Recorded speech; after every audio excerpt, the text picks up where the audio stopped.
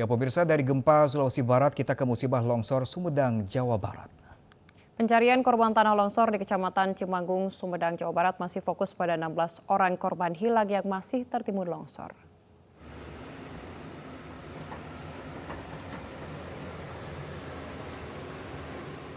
Proses evakuasi pasca longsor menerjang Kecamatan Cimanggung, Sumedang, Jawa Barat 9 Januari lalu telah memasuki hari ke-7.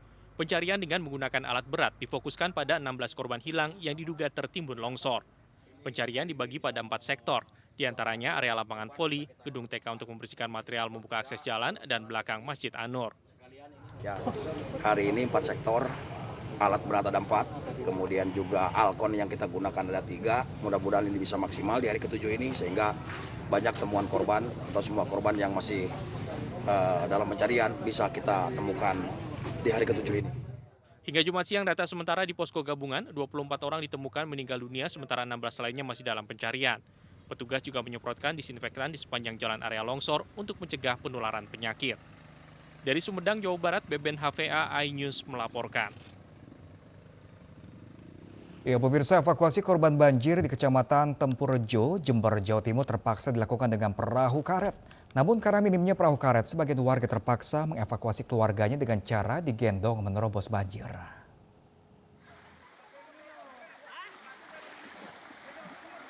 Beberapa warga mengevakuasi keluarganya yang berada di dalam rumah dengan cara digendong menerobos derasnya air banjir yang merendam Kecamatan Tempurrejo, Jember, Jawa Timur. 3 orang yang berada dalam rumah berhasil dievakuasi. Tidak hanya itu, BPBD bersama TNI dan polisi dibantu warga juga mengevakuasi warga yang masih berada di dalam rumahnya menggunakan perahu karet. Ketinggian air banjir yang lebih dari 1 meter itu beresiko membahayakan keselamatan warga yang masih nekat tinggal di rumah. Karena memang padat penduduk. Banjir itu disebabkan oleh apa? Karena intensitas hujan yang cukup tinggi sampai siang tadi sampai detik ini masih ada hujan. Semoga saja sudah mulai surut ini. Banjir yang merendam Desa Wono Asri, Kecamatan Tempurrejo, Jember tidak hanya merendam permukiman warga. Banjir juga merendam jalan desa dengan ketinggian bervariasi mulai dari 10 cm hingga 1 meter. Meski demikian, warga tetap beraktivitas di tengah banjir. Sebuah balai desa di Kecamatan Tempurrejo juga tidak luput dari genangan banjir. Meski tidak sampai 1 meter, kondisi ini sangat mengganggu tim BPBD dan relawan yang menempati balai desa untuk koordinasi terkait banjir. Dari Jember, Jawa Timur, Bambang Sugiharto, iNews melaporkan.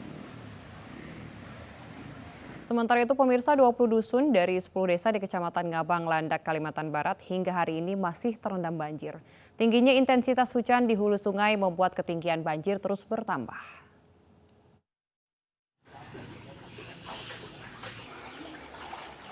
Sejak Rabu lalu hingga Jumat siang, banjir masih merendam permukiman warga di 20 dusun dari 10 desa di Kecamatan Ngabang, Kabupaten Landak, Kalimantan Barat.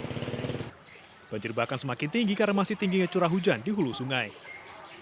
Selain merendam permukiman warga, banjir juga memutus jumlah akses jalan. Pihak kecamatan menyiapkan posko pengungsian dan posko kesehatan di aula kantor camat. Nah, ini pun masih naik terus karena saya monitor kawan-kawan di daerah Kuala Behe dengan air besar, itu pun masih belum surut. Nah, ini yang kita khawatirkan tetap air tumpah ke kita semua. Karena tahu Ngabang ini kan istilahnya ya hilir sungai dari Sungai Behe maupun dari air besar. Ini yang kita khawatirkan, Sungai Menyuke juga.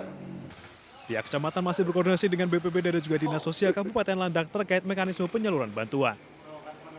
Dari Landak, Kalimantan Barat, Yuniardi, iNews melaporkan. Selain di Kalimantan Barat, pemirsa, banjir yang terus meninggi memaksa ribuan warga di Kecamatan Kurau dan Bumi Makmur, Kalimantan Selatan meninggalkan rumahnya untuk mengungsi. Ketinggian di beberapa permukiman warga sudah mencapai lebih dari 1 meter.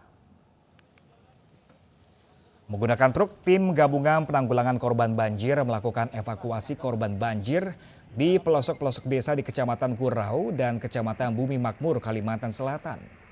Hampir 3.000 warga diungsikan di Desa Gunung Raja dan Kecamatan Pelaihari. Pengungsi menyatakan mereka mengungsi karena ketinggian air mencapai lebih dari 1 meter. Sementara itu, Kepala Desa Gunung Raja menyatakan sudah 1.600 orang mengungsi. Mereka ditempatkan di sekolah dan rumah-rumah warga. Berapa tempatnya Pak Kades untuk pengungsian nih? Kalau untuk tempat pengungsian, kalau yang untuk sentralnya di sekolahan SD Gunung Raja dan di TPA juga di rumah-rumah warga.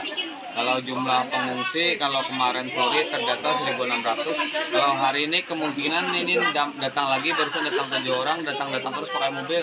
Mungkin kalau hari ini udah mencapai di 2.000. Dari mana aja tuh? Itu dari 2 kecamatan, ada yang dari Birayang, Bumi Makmur, Tambak Sarinah, Kurau, Padang Luas. Yang jelas dari 2 kecamatan tuh ada. Kita beralih ke perkembangan evakuasi korban Sriwijaya Air SJ182 pemirsa. Sejumlah tim SAR gabungan berhasil menemukan komponen kokpit voice recorder atau CVR dari pesawat Sriwijaya Air SJ182.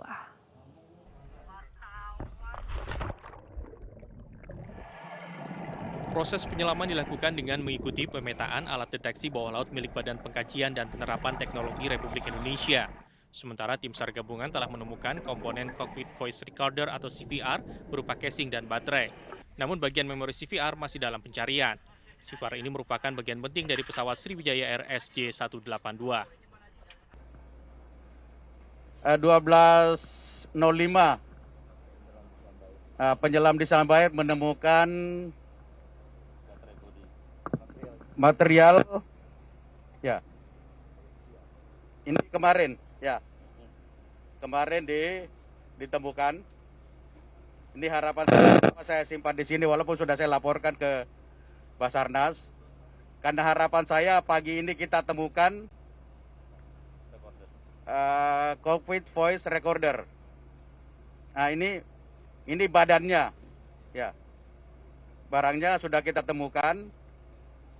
Kemudian beaconnya kemarin juga sudah kita temukan. Tinggal kita cari memorinya. Ya, memorinya, datanya semua ada di situ. Kita sudah dari pagi jam 7 tadi pagi sudah mencari. Namun kesulitannya ada. Visibility di bawah air ini terbatas. Terkait pencarian bagian utama CVR, ada sejumlah kendala yang harus dihadapi tim penyelam, yaitu gelombang dan lumpur yang mengganggu jarak pandang. Selain menemukan komponen CVR, tim penyelam gabungan hari Jumat ini juga menemukan beberapa puing pesawat dan properti milik korban.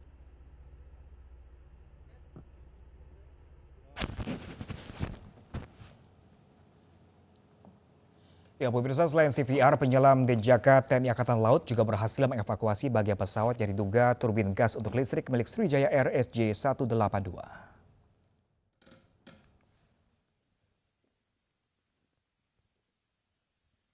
Dengan menggunakan Sea Rider, penyelam Denjaka TNI Angkatan Laut membawa benda seberat sekitar 150 kg yang diduga bagian pesawat Sriwijaya Air SJ182 itu menuju ke kapal riset Barunajaya 4 dan dibawa ke posko utama JICT-2 Tanjung Priok, Jakarta. Hasil penyelaman didapatkan setelah Denjaka menyelam berdasarkan titik koordinat yang diberikan oleh Badan Pengkajian dan Penerapan Teknologi yang berada di kapal riset Barunajaya 4.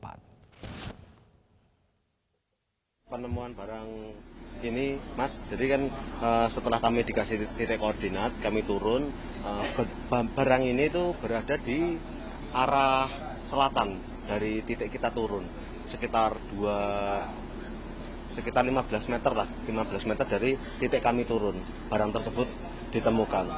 Setelah itu kami pasang tali untuk menaikkan barang tersebut.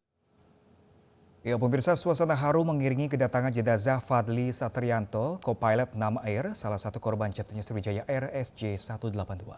Ya, jenazah korban dimakamkan di TPU Keputih, Surabaya.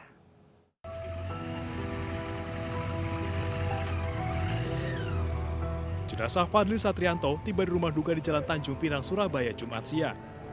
Fadli adalah co-pilot Nam Air yang merupakan salah satu korban dalam jatuhnya pesawat Sriwijaya Air SJ182.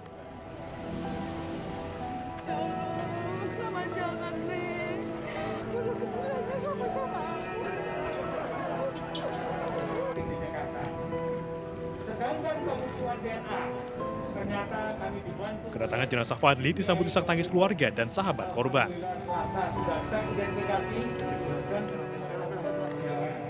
Jenazah Fadli diserahkan langsung oleh para sejawatnya dari maskapai Nam Air dan Sriwijaya Air kepada pihak keluarga. Fadli merupakan kru ekstra dalam pesawat Sriwijaya RSJ 182. Dimaafkan putra kami, mungkin ada yang salah selama ini pergaulannya, ada utang piutang juga, mohon kami sebagai ahli waris bisa dihubungi langsung. Jenazah Fadli kemudian disolatkan di Masjid Al-Ikhlas dan langsung dikebumikan di TPU Keputih, Surabaya. Dari Surabaya, Jawa Timur, Nur Syafi'i, iNews melaporkan. Video Bupati Sukoharjo Wardoyo Wijaya mengamuk dan memarahi pedagang viral di media sosial. Kami akan kembali usai jeda, tetaplah di iNews Pagi.